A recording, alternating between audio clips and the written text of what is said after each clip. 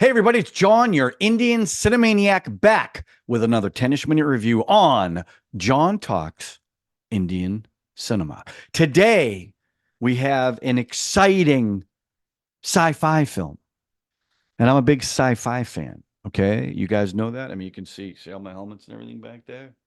Look at all that stuff, right? Right? Maybe one show I'll put on the Iron Man helmet. That's pretty cool. This came up on my queue, and I read about it, and I said, you know what? I'm going to watch it because I don't watch a lot of Indian sci-fi films. And you guys say I shouldn't because they're not very good. But this one starred John Abraham, so I thought I'd give it a shot. The film is 2022's Attack, directed by Lakshaya Raj Anand, who directed Bang Bang, with Hrithik Roshan, and Ek Tha Tiger with Salman Khan, two movies that I've seen. Stars John Abraham, who I've seen in a bunch of stuff. Bang Bang, Dhoom 2, Pathaan, Madres Cafe. I like him. I like him a lot. He's good in this. Jacqueline Fernandez, who I've beautiful woman. I've never seen her in anything. Rakul Preet Singh, who is in Runway 34 that I've seen. Elham, Ehsas, and Kiran Kumar, who I've seen in Bholaa. Now, okay, so this film is based on an Australian film called Upgrade.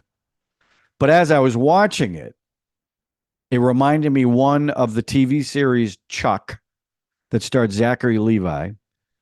It had a little RoboCop in it. It had a little bit of Matrix in it. And it also had one of my favorite shows as a kid.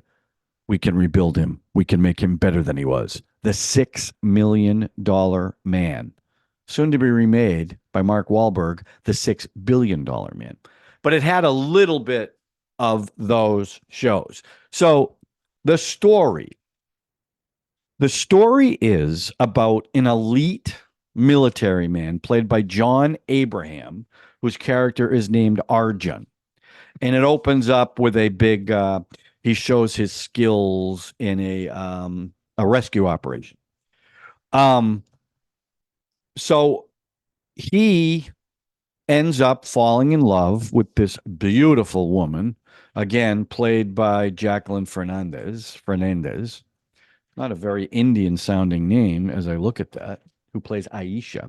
And that's a cute little story, the way they fall in love. In fact, the very first song is a montage of them falling in love in about 20 minutes. So it was a beautiful love story. And then the movie takes a turn like I was not expecting in a movie of this type, where she's an airline hostess, and he's meeting her at the airport, and a terrorist group just starts, and I mean mowing down innocents, just blowing them away. And his training kicks in, and he starts messing around with some of the terrorists, but they get him. And as Aisha's running towards him, she gets killed, which was, it's the first 20 minutes of the film. And he gets shot in the back, and he's just laid out. So now he's in the hospital and he's paralyzed. And those scenes that they showed of him being paralyzed, in fact, at one point, the house gets broken into, and they tip the chair over and threaten his mother, and there's nothing he can do about it. It was just a harrowing, awful scene. Well, now the military realizes that there's a big threat that, like, what's that movie, White House Down? Is that what it's called? They take over, I don't know if is it Parliament? Is that what they call it? I think it's Parliament, where all the politicians meet, and terrorists take it over, and they got bombs all over the place. And now they want to know how can they, if they go in with the troops, the terrorist is going to kill everybody. Now, what you find out in the opening scene, he comes upon a young guy with a suicide bomb, and he talks the kid out of blowing everything up, and the kid takes away. Well, this guy ends up being the terrorist that's doing this as an adult. So there's that connection. And his father is under arrest. He wants to get his father freed, so that's why he's doing this too.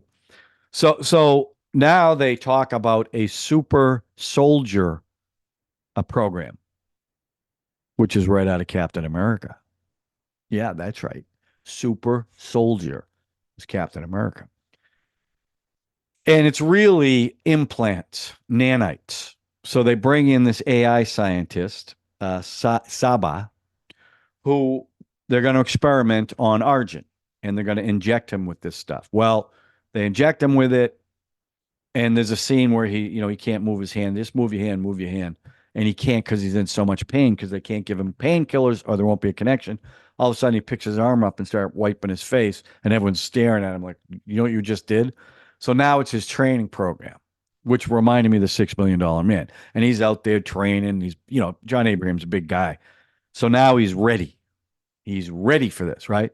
But you also find out that he like at one point he got injured and he went in like this dream state where he was seeing Aisha. And it ends up, unless he gets rebooted, he will stay there and lose his mind, basically, which plays later on. So he goes in to save everybody. And I mean, it's cool. The fight scenes are really, really good.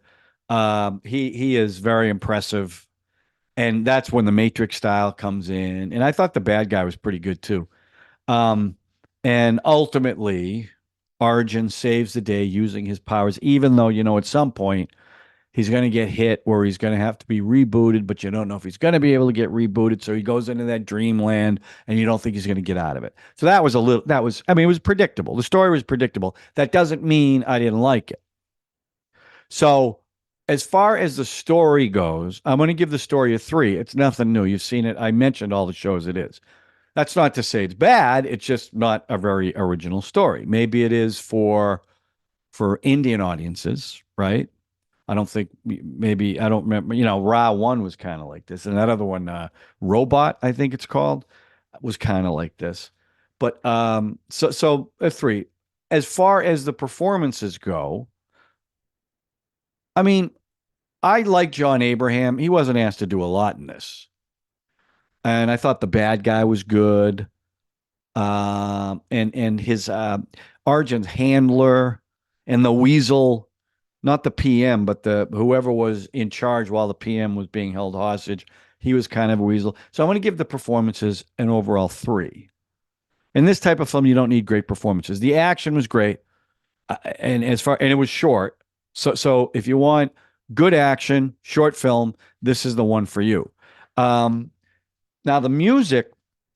There were musical numbers in this, and some of them did bother me because they were just out of left field. The first song is a love song, a montage about their budding love. The second song, he's in the wheelchair, remembering his life with her and showing his new life as a paraplegic, which was not pretty. Wasn't pretty at all. Third song is during his surgery when he's getting this new technology. Fourth song is a training montage, which was quite appropriate. And the fifth song is actually his first mission.